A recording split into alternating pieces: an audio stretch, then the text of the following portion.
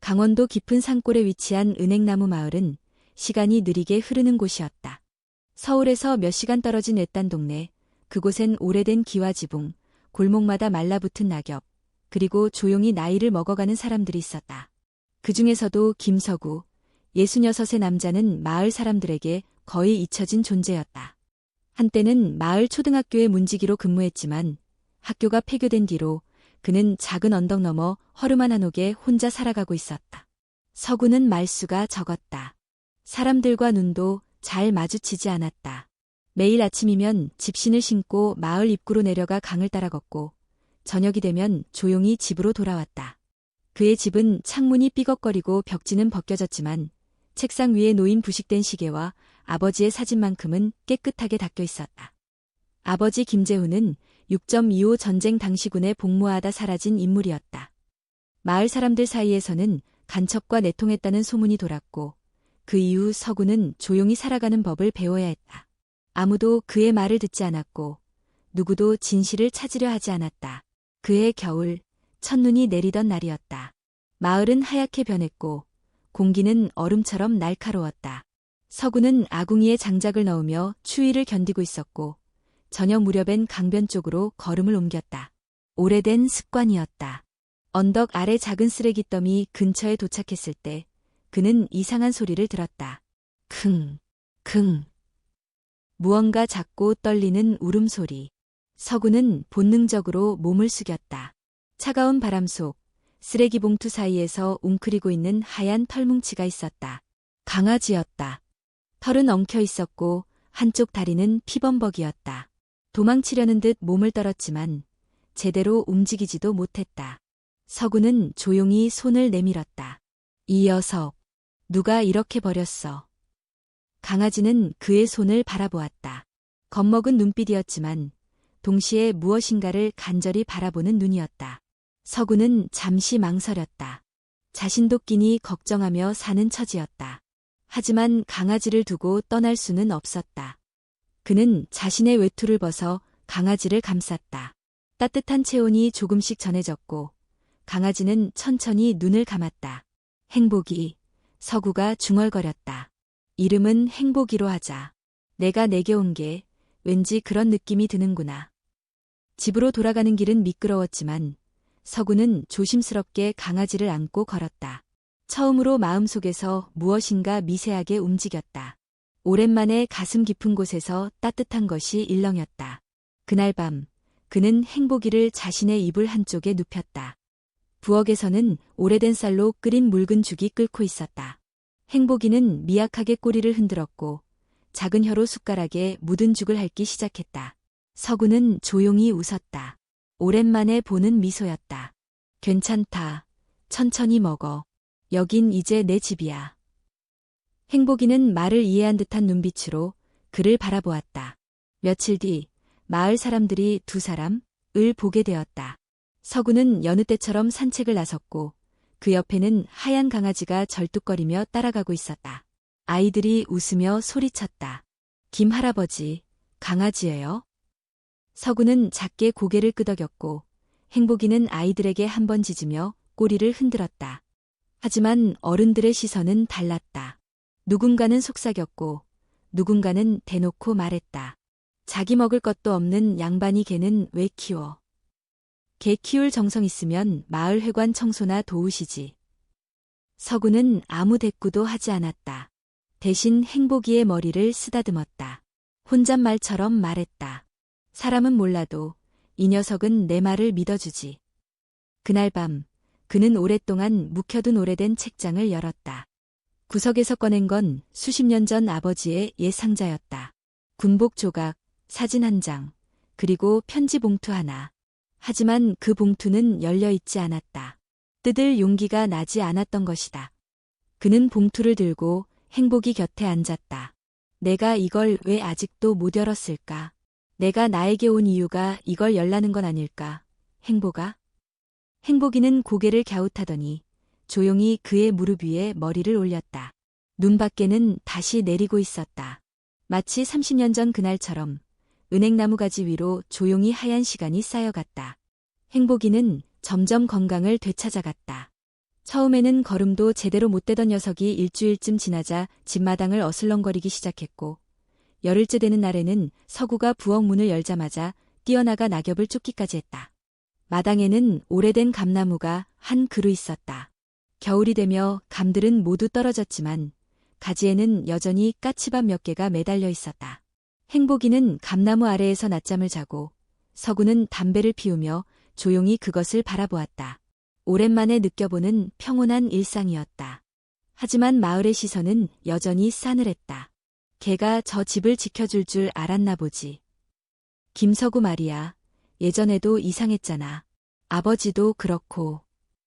장터에서 마주친 이웃들의 속삭임은 귀를 찔렀지만 서구는 무표정한 얼굴로 고개만 숙일 뿐이었다.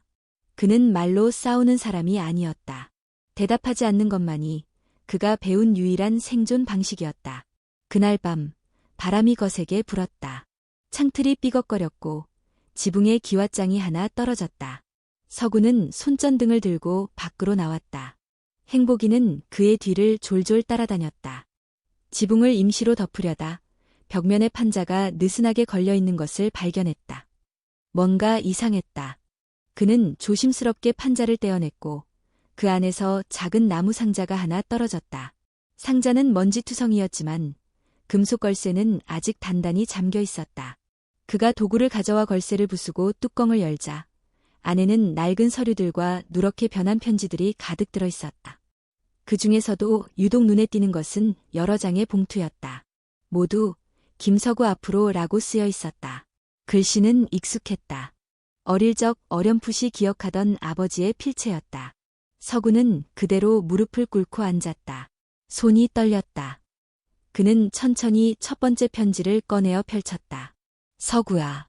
아버지는 지금 어디에 있을지 모른다. 하지만 언젠가는 이 편지를 내가 읽을 날이 오리라 믿는다. 그는 숨을 삼켰다. 편지에는 전쟁의 혼란 속에서 아버지가 어떤 선택을 했는지, 내 마을로 돌아올 수 없었는지가 상세히 적혀 있었다. 배신자가 아니었다. 아버지는 아군 부대에서 통신병으로 복무하며 적의 포로가 된 민간인을 구출하려다 연락이 두절된 것이었다. 하지만 살아 돌아올 수 없었던 아버지 대신 마을에는 탈영자, 간첩의 협력자라는 낙인이 찍혔고 남겨진 아들과 부인은 비난 속에 살아야 했다. 서구는 두 손으로 얼굴을 감싸쥐었다. 수십 년 동안 억울함을 가슴에 묻고 살아왔지만 아무에게도 증명할 수 없었다.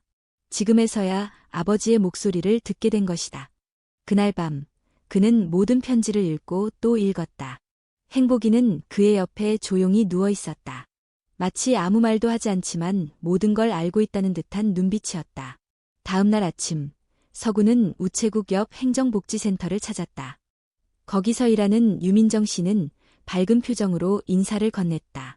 김어르신, 무슨 일로 오셨어요? 따뜻한 차 한 잔 드릴까요? 서구는 고개를 끄덕이며 천천히 봉투를 내밀었다. 유민정은 조심스럽게 편지를 펼쳐 읽기 시작했다. 시간이 지날수록 그녀의 표정은 놀람과 안타까움으로 바뀌었다. 이게 김어르신 아버지 편지세요? 그렇소. 전부. 서구의 목소리는 낮고 단호했다. 그는 진심을 전하고 싶었다. 이 편지를 어떻게든 공식 기록으로 남기고 싶소. 내가 이 마을에서 받은 것 이대로 끝내고 싶지 않소. 민정은 잠시 생각하더니 고개를 끄덕였다. 기록 보존실에 문의해 볼게요. 그리고 군기록 조회도 다시 한번 요청해 볼 수 있을 거예요. 며칠 뒤 민정은 다시 찾아왔다. 그녀의 표정은 더 밝아져 있었다. 김어르신, 경무과 쪽에서 답변 왔어요. 김재훈님, 아버지께서 실제로 전쟁 중 실종되신 통신병으로 등록돼 있대요. 이건 국가기록원 문서예요. 서구는 손에 쥔 종이를 바라보며 아무 말도 하지 못했다. 마치 가슴 깊은 곳에서 얼어붙은 시간이 조금씩 녹아내리는 듯한 기분이었다. 하지만 마을 사람들의 반응은 여전히 차가웠다. 며칠 뒤 시장 골목에서 마주친 최동식이 말했다. 그런 문서로 뭐가 달라지나? 그 사람 아버지가 우리 할아버지를 죽인 거 기억 안 나나? 서구는 대꾸하지 않았다. 다만 고개를 숙이고 천천히 자리를 떴다. 그 순간 그의 뒤를 따르던 행복이가 최동식을 향해 살짝 으르렁거렸다. 그것은 작은 경고였다. 그 누구보다도 깊은 신뢰를 가진 존재로서 자기를 지키는 이에게 향한 세상의 무례함에 보내는 항의였다. 그날 밤 서구는 행복이의 머리를 쓰다듬으며 중얼거렸다. 그래, 아직 멀었구나. 하지만 시작은 했으니 괜찮겠지. 밖에서는 눈이 다시 내리고 있었다. 은행나무 가지 위로 천천히 쌓이는 눈처럼 그의 마음도 조금씩 무게를 덜어가고 있었다. 눈이 멎은 다음 날 아침, 김서구는 집 앞을 쓸고 있었다. 대돌 앞까지 소복이 쌓인 눈은 삽질 한 번에 무너지듯 흩어졌지만 마음속에 얼어붙은 감정은 쉽게 녹지 않았다. 행복이는 마당 한쪽에서 눈밭을 파헤치며 장난을 치고 있었다. 다친 다리는 완전히 회복되었고 이제는 짧은 거리 정도는 거뜬히 달릴 수 있었다. 서구가 눈을 쓸 때마다 그 옆을 따라다니며 눈을 뒤집어 쓰고는 까르르 웃는 아이처럼 꼬리를 흔들었다. 하지만 그 평화는 오래가지 않았다. 오후 무렵 이웃 마을에서 온 공무원과 민정이 서구의 집을 찾았다. 서류와 가방을 들고 들어온 민정은 조심스럽게 말을 꺼냈다. 김어르신, 오늘은 공식적인 확인을 위해 왔어요. 아버지께서 남기신 편지와 증거물, 그리고 발견된 군복 조각, 전부 기록화 작업이 들어갔어요. 서구는 고개를 끄덕였다. 마음의 준비는 되어 있었지만 현실은 또 다른 문제였다. 이 모든 자료가 진본으로 인정된다면 어르신 아버님의 명예는 공식적으로 회복될 수 있어요. 보훈처 등록도 가능하고 그간의 소문은 정정될 겁니다. 그 말은 그동안 쌓인 오해와 편견이 공식적으로는 정리될 수 있다는 뜻이었다. 그러나 그것이 곧 마을 사람들의 인식을 바꾼다는 보장은 없었다. 며칠 뒤 마을 회관에서 작은 회의가 열렸다. 몇몇 어르신들과 주민 대표가 모였고 서구는 민정의 제안으로 참석하게 되었다. 국가기록원에서도 실종 통신병으로 확인됐습니다. 마을에서의 낙인이 잘못된 것임을 밝히고자 합니다. 민정이 차분하게 설명하는 동안 서구는 조용히 자리에 앉아 있었다. 사람들의 시선은 냉랭했고 수군거림이 오갔다. 그 중에서도 최동식의 목소리가 가장 크고 날카로웠다. 우리가 그걸 어떻게 믿습니까?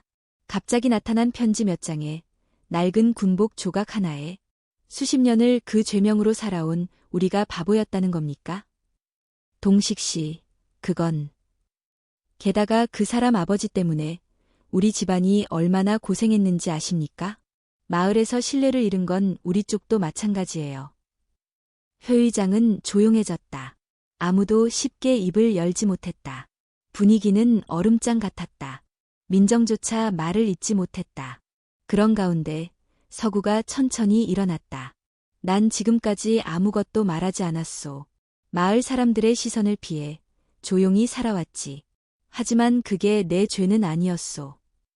그의 목소리는 낮고 떨림이 있었지만 진심이 담겨 있었다. 내 아버지는 죄인이 아니었소. 그리고 나도 여러분에게 증명하고 싶었소.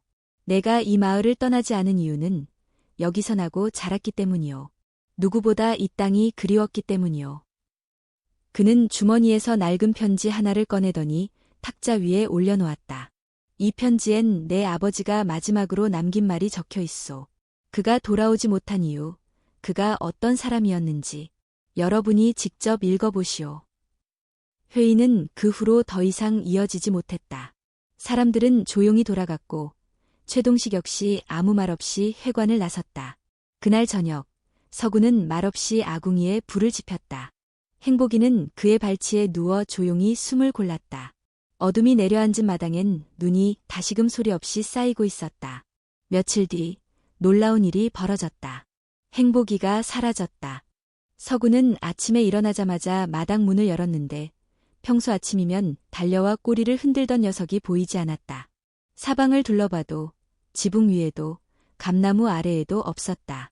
그는 걱정이 밀려들었다. 이 추운 날 어디로 간 것인지 사고라도 당한 것은 아닌지 마음이 조급해졌다. 집신을 신은 채 마을을 돌고 강가를 거닐고 언덕 위 묘지까지 올라갔지만 흔적은 없었다. 해가 저물 무렵 그는 지친 몸을 이끌고 돌아왔다. 집 앞에 다다르자 대문 앞에 조그만 그림자가 눈에 들어왔다. 행복이었다. 입에 무언가를 물고 있었다. 낡고 더럽혀진 천 조각. 서구가 가까이 다가가자 행복이는 조용히 그것을 내려놓았다. 그 안에는 녹슨 군번줄이 들어있었다. 김재훈이라는 이름이 새겨진 아버지의 것임이 분명했다. 서구는 무릎을 꿇고 그것을 들었다. 눈물이 저절로 흘렀다. 마치 하늘이 혹은 아버지가 보내준 마지막 증거 같았다. 그리고 그것을 찾아다 준 건 바로 행복이었다. 내가 어찌 알았을까? 그는 말없이 행복이를 안아 올렸다. 눈발이 다시 날리기 시작한 저녁이었다. 서구는 군번줄을 품에 안고 하룻밤을 꼬박 세웠다. 아버지의 이름이 선명하게 새겨진 그 쇳조각은 짐작했던 것보다 무겁고 차가웠으며 이상하게도 따뜻했다. 김재훈. 그 이름은 어릴 적 수없이 들었지만 수십 년 동안 아무도 입에 올리지 않던 이름이었다. 심지어 어머니조차 생전엔 단 한 번도 그의 이야기를 꺼낸 적이 없었다. 세월 속에 묻혔던 존재, 말해질 수 없었던 이름이 이제 손안에 들어와 있었다. 그 다음 날 아침, 서구는 민정에게 전화를 걸었다. 보훈처에 직접 방문하고 싶소. 아버지의 기록을 다시 확인하고 공식적으로 명예회복 절차를 밟고 싶소. 민정은 놀라면서도 곧 이해하는 말투로 답했다. 도와드릴게요. 서류 정리해둘게요. 직접 가시면 더 강한 인상도 줄 수 있을 거예요. 며칠 후 서구는 처음으로 강릉 시내로 나갔다. 수십 년 만에 타보는 버스는 낯설고 시끄럽고 창밖 풍경은 마을과는 전혀 다른 세계 같았다. 그러나 그 안에서도 그는 담담했다. 손엔 군번줄과 아버지의 편지 사본, 그리고 민정이 준비해준 자료가 담긴 봉투가 들려 있었다. 보훈처의 담당자는 서구의 설명을 듣고 자료를 검토한 뒤 곧 표정을 굳혔다. 김서구 씨, 이 군번줄은 1952년 실종 처리된 통신병 김재훈 상병의 것으로 보입니다. 생존 기록은 없으나 관련 민간 구출 기록과 편지 내용이 일치하는 것으로 보아 명예회복은 가능성 있습니다. 서구는 눈을 감았다. 수십 년 만의 복권.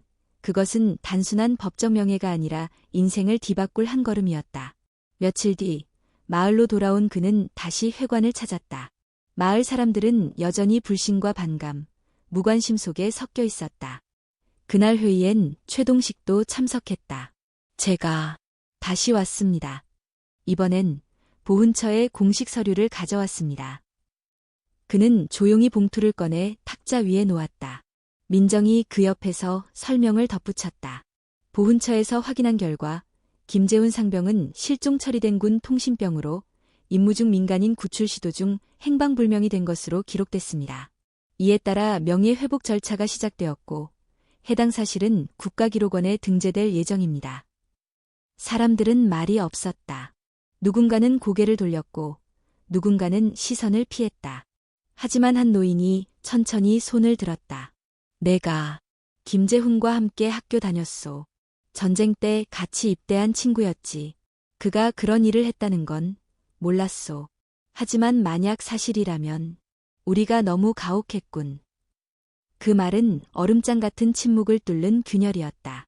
그 다음은 동식이었다. 그는 아무 말 없이 봉투를 들여다보더니 입을 굳게 다물었다.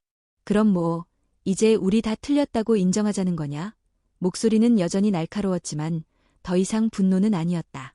그 안엔 혼란과 체념이 섞여 있었다. 그날 밤 서구는 오래된 고목 아래 행복이와 앉아 있었다. 손엔 아버지의 편지 사본이 쥐어져 있었다. 이 마을이 변하긴 어려울 거야. 그렇지만 적어도 이제 널 욕하진 않겠지. 그거면 됐다. 행복이는 조용히 그의 무릎에 머리를 얹었다. 겨울 밤 공기는 차가웠지만 뺨을 스치는 바람엔 어딘가 봄의 기척이 느껴졌다. 며칠 뒤 서구는 새로운 결심을 했다. 그는 마을 입구에 놓인 폐교 건물 앞에 섰다. 허물어지기 일보 직전의 그곳은 자신이 수년간 문지기로 일했던 곳이었다. 아이들의 발자국이 가득하던 교실, 종소리가 울리던 운동장, 모든 것이 조용히 녹슬고 있었지만 그 안엔 여전히 따뜻한 기억이 살아있었다. 그는 마을 이장에게 찾아가 말했다. 이 학교 다시 쓸 수 있겠습니까?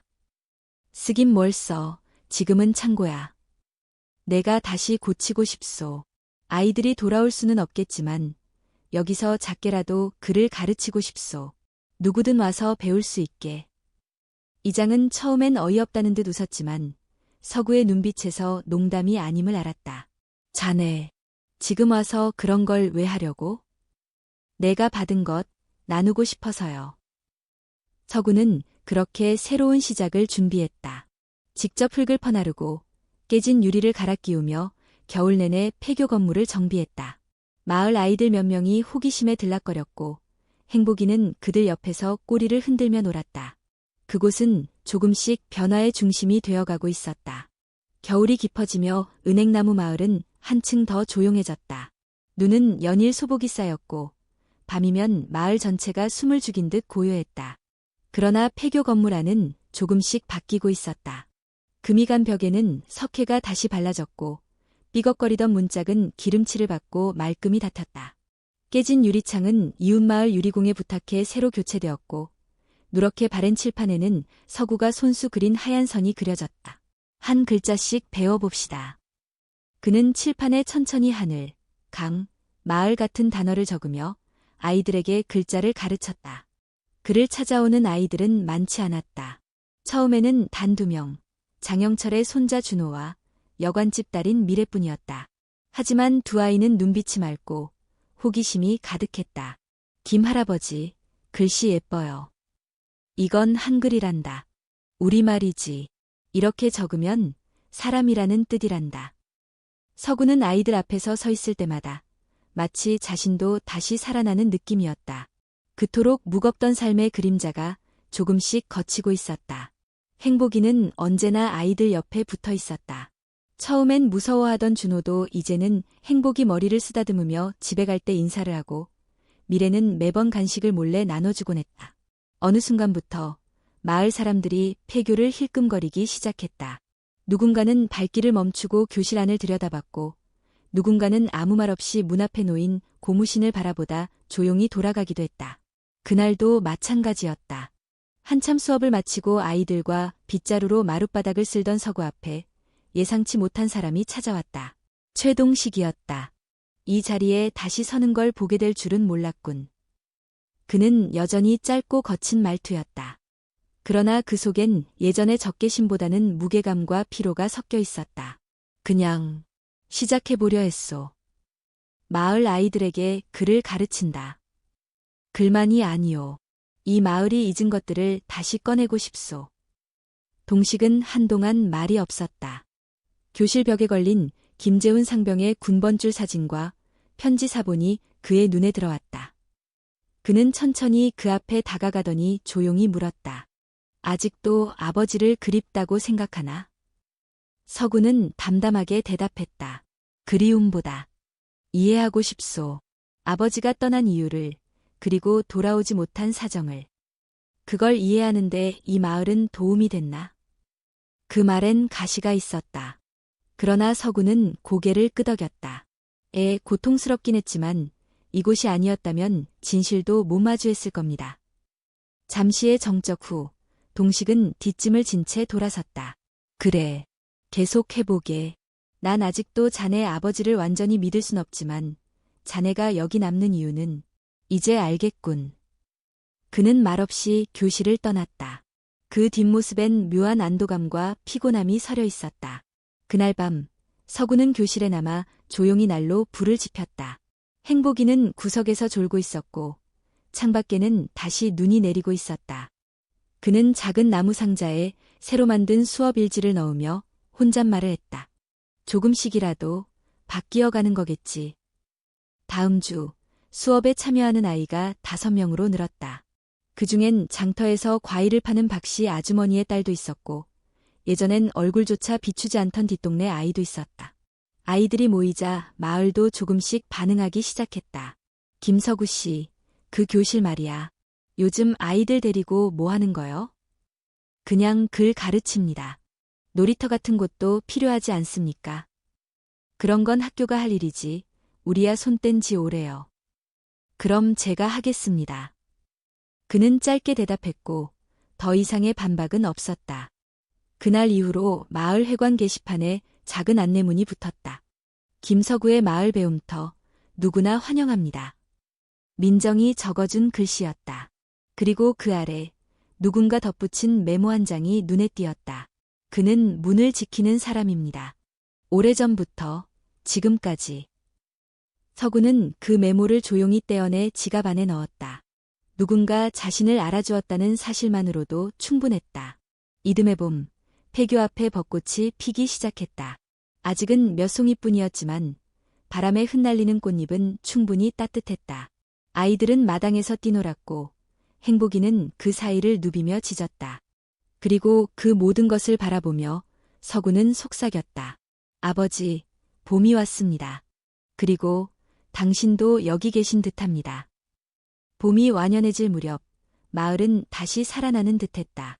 들판엔 연초록 싹이 올라오고 마을 어귀의 개울가에선 개구리 울음이 들리기 시작했다. 폐교 건물도 마찬가지였다. 회색 먼지와 침묵에 가려졌던 그곳은 이제 낮이면 아이들의 웃음소리로 가득 찼다. 오늘은 이야기 쓰기를 해볼 거야. 너희가 가장 기억에 남는 날에 대해 적어보자. 서구는 칠판에 그렇게 적었다. 아이들은 저마다 연필을 쥐고 흰 종이에 머리를 조아렸다. 준호는 눈이 많이 오던 날에 대해 쓰고 있었고 미래는 할머니와 감자 캐던 날에 대한 이야기를 적고 있었다. 서구는 한 아이 한 아이를 바라보며 흐뭇한 미소를 지었다. 이들의 이야기가 바로 마을의 내일이라는 생각이 들었다. 하지만 평화는 오래가지 않았다. 그날 오후 마을에 낯선 얼굴이 나타났다. 중년의 여성이었고 옷차림은 깔끔했지만 단정한 느낌보다 어딘가 날이 서 있었다. 그녀는 교실 앞에서 한참을 서성이다가 서구를 발견하고 다가왔다. 김서구 선생님 맞으시죠? 예, 그런데 저는 최은정입니다. 최동식의 여동생입니다. 그녀의 말에 서구는 놀라움을 감추지 못했다. 동식에게 여동생이 있었다는 것도 처음 알았지만 무엇보다 그녀의 표정에는 적대감이 뚜렷했다. 제 부모님, 그리고 오빠는 김재훈 씨 때문에 수십 년간 고개를 들지 못하고 살았습니다. 마을은 조용했어요. 그런데 이제 와서 이런 걸 들춰냅니까? 아이들까지 끌어들여서? 그녀의 말은 비난을 넘어서 분노에 가까웠다. 그 눈빛은 마치 애 과거를 파헤쳐서 모두를 불편하게 만드느냐고 묻고 있었다. 서구는 잠시 말이 없었다. 그리고 조용히 말했다. 그분은 죄인이 아니었습니다. 나는 그 진실을 감추고 싶지 않았습니다. 진실이 모두를 구하진 않아요. 어떤 진실은 누군가에겐 상처입니다. 그 말에 서구는 더 이상 반박하지 않았다. 그녀는 마지막으로 한마디를 더 남기고 돌아섰다. 과거의 그림자에 빛을 비춘다고 모두가 행복해지지는 않습니다. 그녀가 떠난 뒤 서구는 한참 동안 마당에 서 있었다. 봄바람이 불었지만 그의 어깨 위엔 묵직한 공기가 드리워져 있었다. 며칠 뒤부터 수업에 참여하던 몇몇 아이들이 나오지 않았다. 박씨 아주머니의 딸도 뒷동네 아이도 얼굴을 비추지 않았다. 대신 마을 어귀에는 이런 소문이 돌았다. 김서구가 자기 아버지 영웅 만들려고 아이들 세뇌시킨다더라. 교실 안에 걸린 그 군복이 무섭다더만. 그냥 조용히 살지 왜 저렇게 소란을 피우는지 몰라. 마을은 또다시 찬 기운에 휩싸였다. 서구는 배움터 문을 여는 것이 망설여졌다. 하지만 다음 날도 그는 평소처럼 교실 문을 열었다. 행복이는 언제나처럼 먼저 달려나가 문 앞에 앉았다. 괜찮다. 기다려보자. 그리고 예상치 못한 얼굴이 문을 열고 들어왔다. 은정이었다. 왜 오셨습니까? 당신 말이 틀린 건 아닐지도 모르겠어요. 그녀는 작은 상자를 꺼내 건넸다. 안에는 낡은 흑백 사진 몇 장과 편지 4본이 들어있었다. 사진 속에는 젊은 김재훈과 최동식, 그리고 두 소년이 함께 웃고 있는 모습이 있었다. 이건 어렸을 때 우리 집안에서 숨겼던 것들이에요. 그땐 당신 아버지가 배신자라 생각했기 때문에 다 치워버리려 했죠. 그런데 이상하게 버릴 수 없었어요. 어쩌면 우리도 마음속 어딘가에선 알고 있었던 건지도 모르죠. 서구는 말없이 그 사진을 들여다보았다. 한때는 친구였던 두 사람의 모습이 거기 있었다. 그 모습은 지금의 갈등과는 너무나 달라 보였다. 전 여전히 당신을 완전히 용서할 수 없습니다. 하지만 아이들에게 진실을 가르치는 건 나쁜 일이 아니라는 생각이 들었습니다. 은정은 그렇게 말하고 돌아섰다. 그리고 그날 저녁 빠졌던 아이들이 다시 교실로 돌아왔다. 그 중에는 미래도 있었고 처음 보는 얼굴도 몇 있었다. 어디 갔다 왔니? 엄마가 다시 가도 된다고 했어요. 서구는 그 말에 고개를 끄덕였다. 그 순간 배움터는 다시 따뜻해졌다. 그리고 서구는 마음속으로 다짐했다. 누구도 진실을 두려워하지 않도록 끝까지 문을 지키자. 봄이 깊어가며 폐교의 배움터는 이제 더 이상 이상한 곳이 아니었다. 처음엔 몇몇 아이들만 드나들던 공간이었지만 이제는 어르신들까지 삼삼오오 모여 들기 시작했다.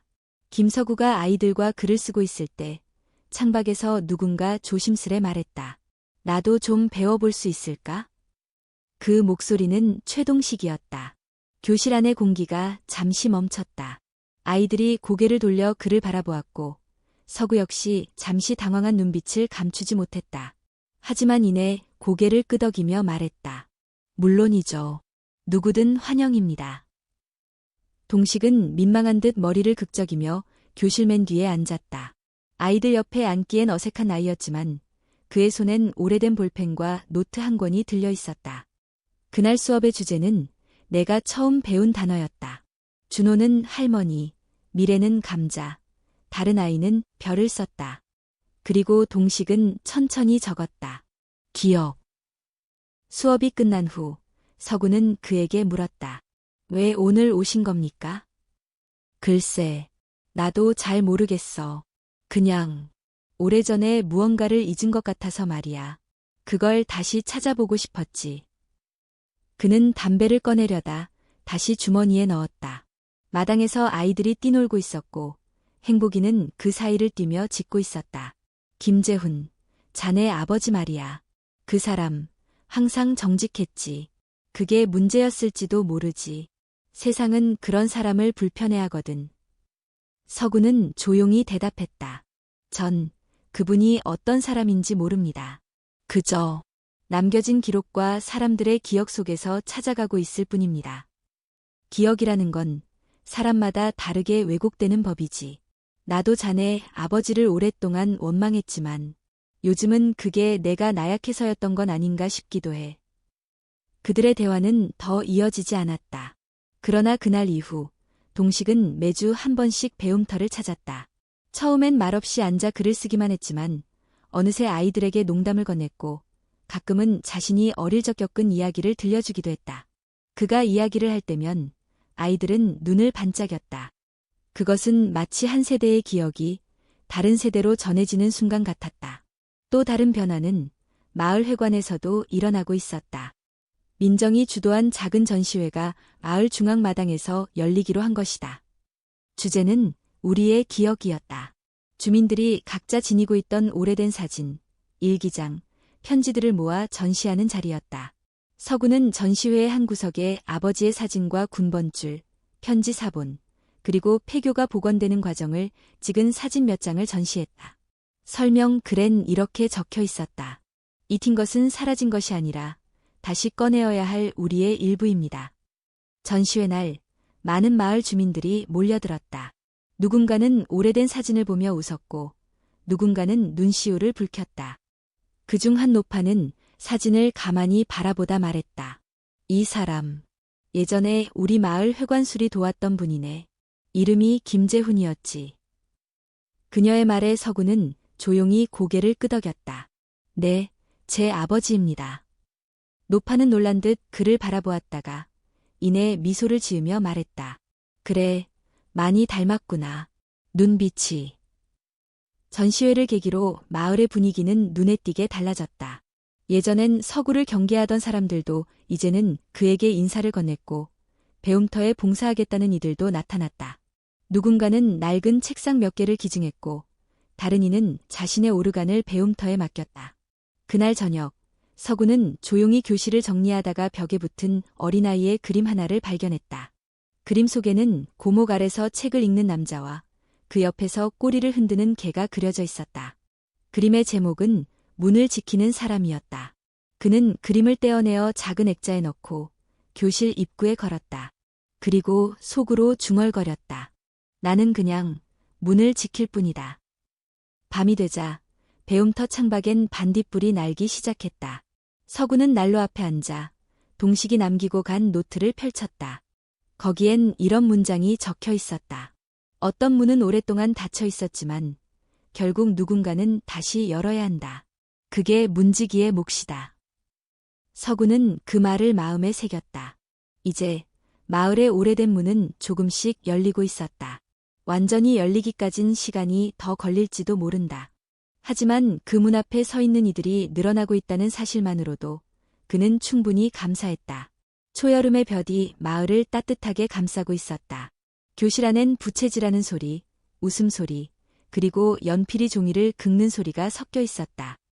김서구는 아이들과 함께 나의 가족이라는 주제로 짧은 글을 쓰고 있었다. 아이들은 각자의 가족에 대해 망설임 없이 적어 내려갔고 어떤 아이는 아빠는 집에 잘 안 들어와요. 그래도 좋아요. 라고 썼다. 그 문장을 읽으며 서구는 마음이 싸하게 시렸다. 그는 자신의 어린 시절 아버지 김재훈을 기다리며 책상 앞에서 밤을 새우던 기억을 떠올렸다. 언제나 약속했던 일요일엔 오지 않았고 손에 들고 있던 약속의 편지는 점점 빛바래며 그의 기대도 지워버렸다. 하지만 지금 그는 그 아버지를 이해하려 노력하고 있었다. 수업이 끝난 후 민정이 교실에 찾아왔다. 그녀는 손에 오래된 파일 하나를 들고 있었다. 갈색 종이 커버에는 국방부 보존 문서라는 스탬프가 찍혀 있었다. 이거 어렵게 구했어요. 중앙기록복관소에서 보관 중이던 거예요. 서구는 파일을 받아들었다. 손끝이 떨렸다.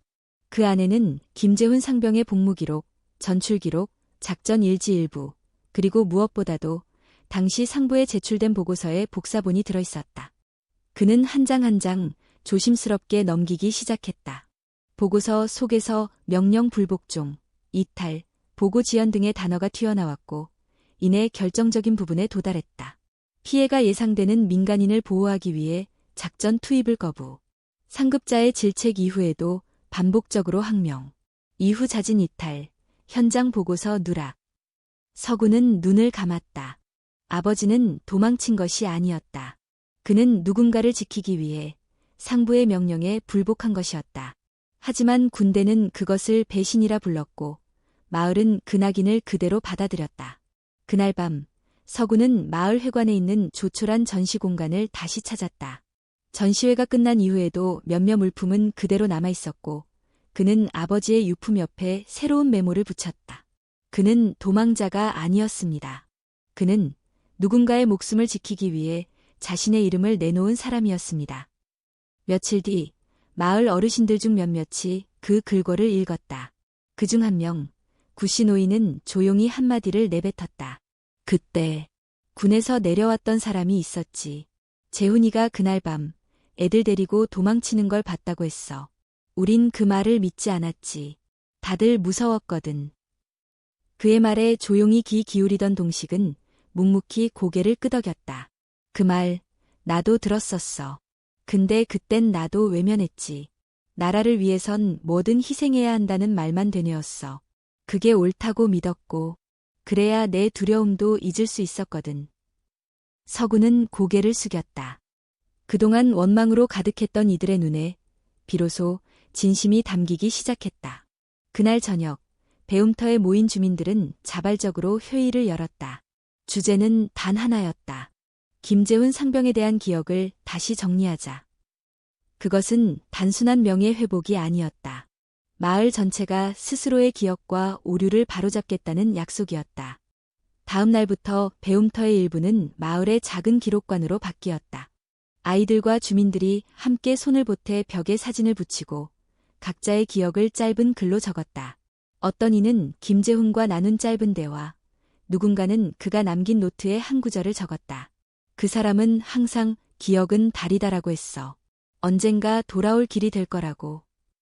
그 말은 오래도록 벽 한켠에 남았다. 서구는 이 모든 과정을 지켜보며 그동안 자신의 여정을 되짚었다. 처음 이 마을에 도착했을 때 그는 누군가를 이해하기보단 증명하고자 했다. 아버지를 옳다고, 자신이 옳다고. 그러나 이제 그는 알았다. 기억은 무기가 아니라 달이다. 이해는 진실을 증명하는 게 아니라 함께 짊어지는 것이다. 그가 그렇게 깨닫는 순간 문득 교실 문이 열렸다. 민정이 들어와 조심스럽게 말했다. 서구 씨, 내일 마을 어르신들이 모여 당신 아버지를 위한 헌화식을 하자고 했어요. 작지만 마음을 담은 자리예요. 그는 눈을 감았다가 다시 떴다. 이번에는 눈물이 고이지 않았다. 대신 잔잔한 평화가 마음에 내려앉았다. 네, 가겠습니다. 그날 밤 그는 교실 구석에 잠든 행복이를 쓰다듬으며 속삭였다. 행복아, 이제 우리가 그 문을 지켰구나. 그리고 열었구나. 헌화식이 열리던 날 은행나무 마을은 잔잔한 햇살 속에서 유난히 고요했다. 마을 회관 앞마당에는 하얀 천막이 쳐졌고 그 아래 작은 상 위에 김재훈 상병의 사진이 올려져 있었다. 검은 군복을 입고 웃고 있는 사진은 이제는 누군가의 아버지이자 친구이자 이웃으로 기억되고 있었다. 김서구는 정갈한 흰 셔츠에 검은 바지를 입고 아침 일찍부터 장소를 정돈했다. 그의 손길이 닿는 곳마다 조용한 정성이 묻어났다. 민정은 작은 국화를 정리하며 서구에게 조심스럽게 말했다. 이렇게까지 많은 분들이 올 줄은 몰랐어요. 서구는 고개를 끄덕였다. 마을 곳곳에서 주민들이 하나둘 모여들었고 몇몇은 어색한 듯 손에 작은 꽃 한 송이를 들고 서 있었다. 누구도 큰 소리로 웃지 않았지만 그 침묵은 무거운 것이 아니었다. 오히려 담백하고 정직한 슬픔이 머물러 있는 공간이었다. 최동식은 묵직한 발걸음으로 무대 앞으로 다가왔다. 그는 주민들을 향해 고개를 숙이고 작게 입을 열었다. 김재훈은 저의 오랜 친구였습니다. 그의 목소리는 낮고 떨렸지만 단단했다. 우리는 모두 그를 오해했습니다. 무서웠고 책임지기 싫었고 그래서 진실을 외면했습니다. 오늘 저는 저 스스로에게 사과하기 위해 이 자리에 섰습니다. 그 말이 끝나자 마당에 묘한 정적이 흘렀다. 그리고 그 정적을 깨고 한 할머니가 나섰다. 재훈이 우리 아버지랑 지붕 수리해줬었지. 그때도 비가 새서 곤란했는데 말 한마디 없이 하루 종일 도와줬지. 이어 다른 주민도 말을 이었다. 우리 큰애가 열병에 시달릴 때 약 가져다 준 사람도 그 사람이었어. 그렇게 사람들은 조심스럽게 그러나 담담하게 김재훈에 대한 기억을 하나씩 꺼내 놓았다. 그 기억들은 누구의 강요도 없었고 증거도 없었다. 그저 마음속 어딘가에 오래도록 감춰두었던 그러나 지워지지 않았던 파편들이었다. 서구는 가만히 그 모든 이야기를 들었다. 그는 더 이상 증명하려 하지 않았다. 대신 그 진심들이 저마다의 방식으로 모여 김재훈이라는 한 사람의 온전한 모습을 완성해가는 과정을 묵묵히 지켜보았다. 헌화가 시작되었다. 사람들은 줄을 서서 작은 국화 한 송이씩을 사진 앞에 놓았다. 아이들도 어르신들도 모두 말없이 걸음을 옮겼다.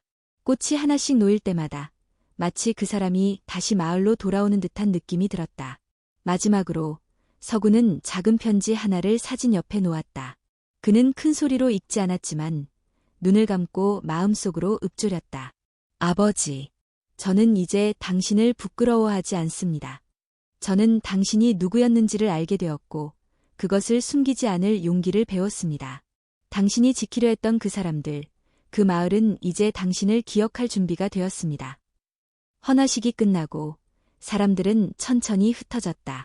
마을의 아이들은 여느 날처럼 다시 웃고 떠들며 골목을 누볐고 어르신들은 회관 옆 그늘에 앉아 차를 마시기 시작했다.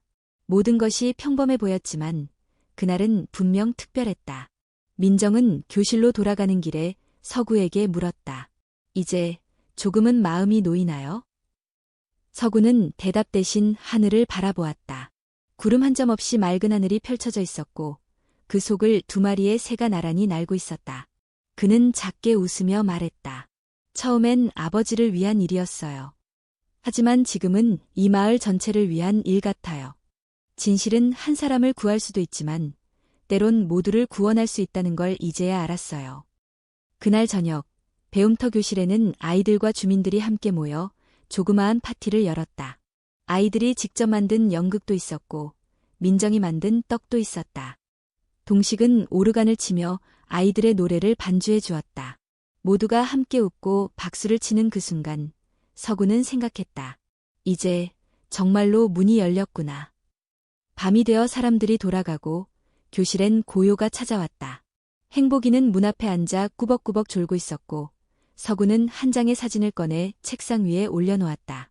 그 사진에는 오래된 폐교 앞에서 웃고 있는 소년 김재훈, 그리고 그 옆에 조심스럽게 미소 짓는 어린 서구가 있었다.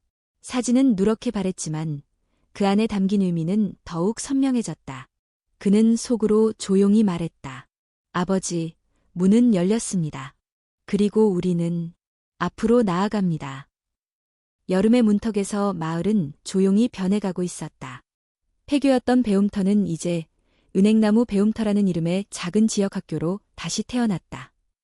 간판은 아이들이 함께 그린 그림으로 장식되어 있었고 문을 열고 들어서면 갓 페인트 칠한 나무 냄새와 함께 사람들의 따뜻한 웃음소리가 반겨주었다. 김서구는 아침마다 교실 문을 열었다. 교탁 위에는 매일 누군가가 가져다 놓은 들꽃 한 다발이 있었다. 누군가 일부러 놓고 간 건 아니었다. 그냥 돌아가며 자연스럽게 이루어지는 약속이었다. 아이들의 발걸음도 가벼웠다. 그들은 배움터를 단순한 공부 공간이 아니라 자기 이야기를 마음껏 펼칠 수 있는 곳으로 여겼다. 어떤 날은 시를 쓰고 어떤 날은 나무 아래서 소리내어 책을 읽었다. 동식은 주 1회 역사 이야기를 해주는 자원 강사가 되었고 민정은 정식으로 마을 문화기획단을 이끌게 되었다. 그 사이 서구는 서울에서 하나의 소식을 받았다. 그동안 이어오던 방송국 제작팀에서 그의 마을 이야기를 다큐멘터리로 만들고 싶다는 제안이었다. 그는 잠시 망설였다. 이곳의 이야기가 방송을 통해 소비되는 것이 아니라 스스로 피어오르길 바랐기 때문이다. 그러나 민정과 상의한 끝에 그는 이렇게 조건을 붙였다. 우리를 구경거리로 만들지 마세요. 대신 이 작은 변화가 다른 마을에도 불씨가 될 수 있다면 함께 하겠습니다. 다큐멘터리 팀이 촬영을 위해 마을에 도착했을 때 주민들은 놀라지 않았다. 그들은 자신이 겪은 일을 부끄러워하지 않았고 오히려 당당히 자신의 목소리로 이야기하기 시작했다. 우린 실수했습니다. 하지만 실수를 바로잡기 위해 무엇을 했는지가 더 중요하죠. 그 말은 편집되지 않고 그대로 방송에 담겼고 방송이 나간 후 전국 여러 지역에서 우리도 배움터를 만들고 싶다는 연락이 이어졌다. 서구는 그중 몇 곳을 직접 방문했다. 어떤 곳은 폐교, 어떤 곳은 버려진 창고, 또 어떤 곳은 아예 건물도 없는 텅 빈 마을이었다. 하지만 그곳에도 아이들이 있었고 어른들이 있었고 마음을 열고 싶어하는 이들이 있었다. 그는 이제 자신이 문직이라는 정체성을 넘어 다리 놓는 사람이 되었음을 느꼈다. 마을과 도시, 세대와 세대, 상처와 회복 사이에 다리를 놓는 일. 그것은 작고 느렸지만 결코 의미 없지 않았다. 어느 날 마을 잔치가 열렸다. 은행나무 마을에 기억의 날이라 이름 붙인 이 행사는 이제 매년 여름마다 개최되기로 했다. 아이들이 그림을 그리고 어르신들이 옛날 이야기를 들려주고 음악과 음식이 어우러지는 축제였다. 그 해의 주제는 우리의 문이었다. 아이들은 각자 생각하는 문을 종이에 그렸다. 어떤 문은 열려 있었고 어떤 문은 반쯤 닫혀 있었다. 그러나 공통된 것은 모든 그림 속 문에는 사람이 있었다. 누군가는 열고 있었고 누군가는 기다리고 있었고 누군가는 두드리고 있었다. 행사 말미 서구는 무대에 올라 짧은 인사말을 남겼다. 우리는 이 마을에서 하나의 문을 열었습니다. 그것은 기억의 문이자 용서의 문이며 미래를 향한 문이기도 했습니다. 앞으로도 우리는 수많은 문 앞에 서게 될 것입니다. 그리고 이제는 그 문을 두려워하지 않으려 합니다. 박수가 이어졌고 그 사이로 행복이가 뛰어나왔다. 아이들이 웃으며 그를 안았고 서구는 고개를 들어 저 멀리 은행나무를 바라보았다. 계절마다 색을 달리하던 그 나무는 늘 그 자리에서 묵묵히 사람들을 지켜보고 있었다. 서구는 마당 한편에 조그만 비석을 세웠다.